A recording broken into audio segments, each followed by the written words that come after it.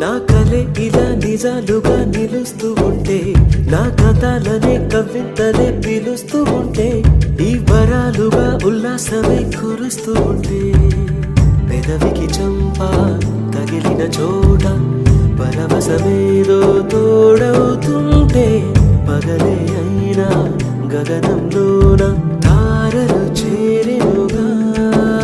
నిజంగా నేనేనా ఇలా నీ జలలో ఉన్నా?